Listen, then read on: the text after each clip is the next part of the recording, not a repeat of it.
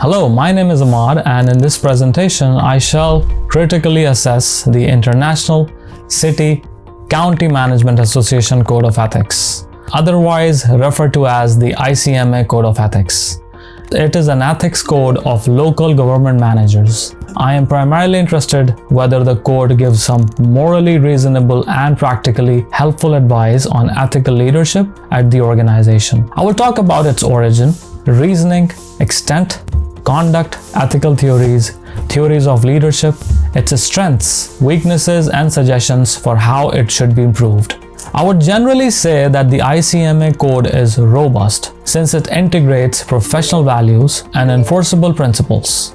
Nonetheless, it would be more successful with a better articulated ethical decision-making process, enhanced speaker policies, quantifiable indicators, as well as publicly reported ethics initiatives. This code is issued by the ICMA as the Professional Association for Local Government Managers. The code was initially adopted in the year 1924.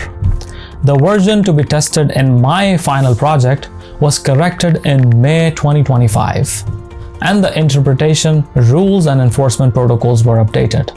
This history is important, as the code is not a mere iconic pronouncement. It is a dynamic system of ethical practice that has professional expectations, interpretive guidance, revising complaints, confidentiality, due process, appeals, and sanctions. Its main justification is to safeguard the professional local government integrity.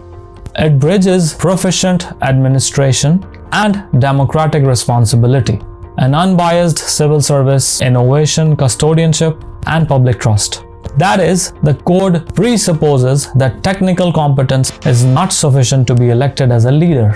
Managers should also have a moral professional identity, which dictates the way they exercise power. The code also establishes fair boundaries with regard to personal behavior. It does not even strive to dictate the personal life of a member. The issue of private behavior is germane when it touches on the service of the people, institutional integrity, trust in the government, discharge of the official functions, or misuse of the office. Such a balance is reasonable since the local government managers occupy roles where the interests of the populace, political connections, and even professional decisions can be directly impacted on the public institutions. The code obliges members to be upright, professionally competent, fair in providing services to the people, honest in policy advice, sensitive to democratic power, political independence, involvement in the community, good personnel management, and accountability of the resources of the people. These values are translated into practical expectations. Members are expected to be of service to the whole community, to be truthful, to provide professional advice despite the fact that that advice might not be popular, to treat employees equally, to publicize conflicts of interest, and to be trusted by the people. The code forbids intimidation, harassment, discrimination, improper gifts, conflicts of interest, misuse of confidential information, partisan use of professional power, self-dealing, and abuse of public office. It also deters the act that undermines merit, impartiality, confidence of the people, or the dignity of workers and residents. The code does not forbid any political or external activity. Members are allowed to vote, do some minor personal advocacy that does not conflict with the official duties, inform the populace about the affairs of the government, and may do outside professional activities provided they are disclosed and managed. Such authorizations are significant since citizenship rights cannot be taken away by the ethical public service. Rather, the code establishes limits such that personal interests do not affect their duties to the populace. Human character that the code advanced consistent of integrity, fairness, service, prudence, courage, respect, competence, impartiality, and stewardship. It will motivate members to be responsible moral agents, not offenders who do not get punished. The code frowns upon egocentrism, dishonesty, intimidation, discrimination, favoritism, self-serving, and partisan use of power. Thus, it treats of the moral conduct and moral character. The code has 12 tenets structurally. The postulates bear general principles. Those principles are transformed into standards with the help of interpretive guidelines. The complaints, fact findings, confidentiality, due process, appeals, and sanctions are explained under separate enforcement rules. This structure is usually good, as rules establish accountability, standards minimize uncertainty, and rules create directions. A weakness is that the enforcement procedures are not included in the same document, and therefore the members need to read more than one document to implement the entire ethical system. The encouragement of compliance is largely professional and relational.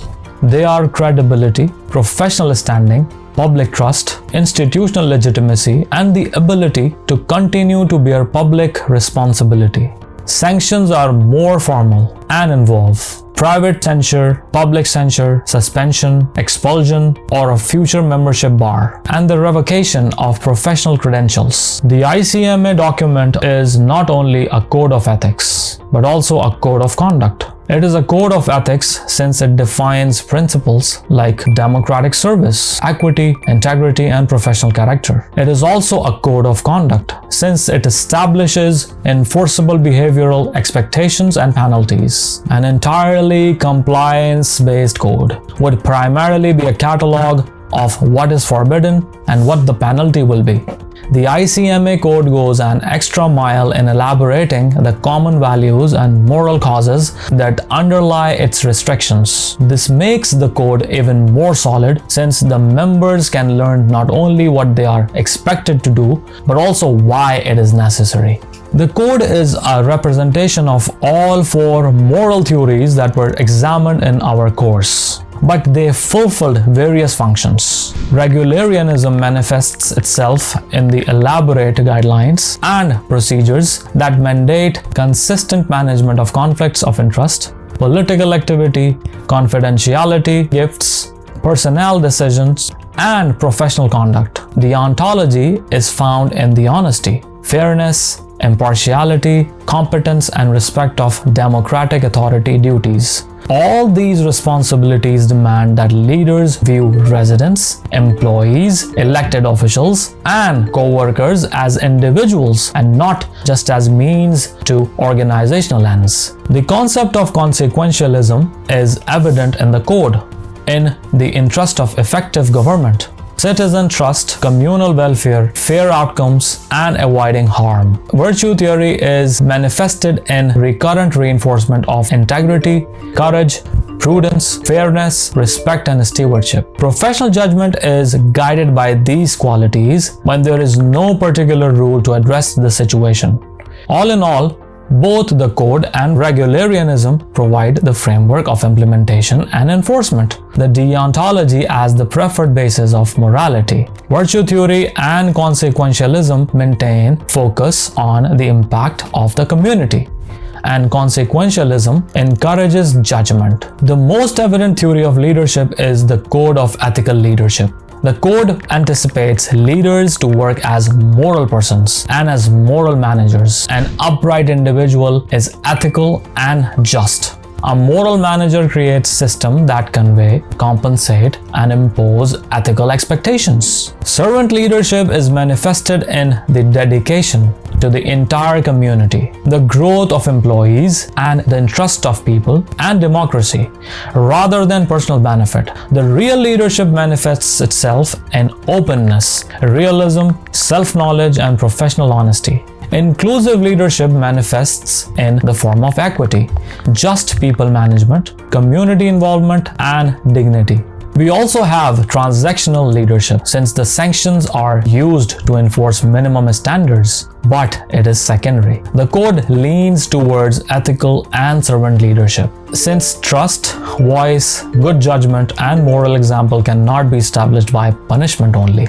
This interpretation is supported by the course readings. Levi Strauss puts an emphasis on service and consensus. Martin Luther King Jr. calls leaders towards a broader moral perspective. Uncertainty is a leadership trait in the story of Moses. Tuckman demonstrates that legitimacy is ruined by the lack of commitment and bad judgment. Dempsey, Bradley, and Montgomery focus on trust, responsibility, and operational climate, whereas Patton is a more authoritarian model. The ICMA Code is more in line with the leadership of service and trust than domination or fear. The code is primarily comprehensive and well-structured. It touches upon the issues of public service, democratic authority, professional competence, political neutrality, equity, personnel management, conflicts of interest, confidentiality, personal gain, professional development, and enforcement. The intent is obvious, and the 12 tenets form an identifiable framework. The interpretive principles are used to assist members in applying the principles, and the separate procedural rules define the enforcement and appeal. Positive incentives are less explicit than sanctions, but this does not render the code ineffective. The code also articulates the right blend of moral theories and leadership styles in managing people. The ontological obligations safeguard the rights and democratic commitments. Regularian standards create consistency.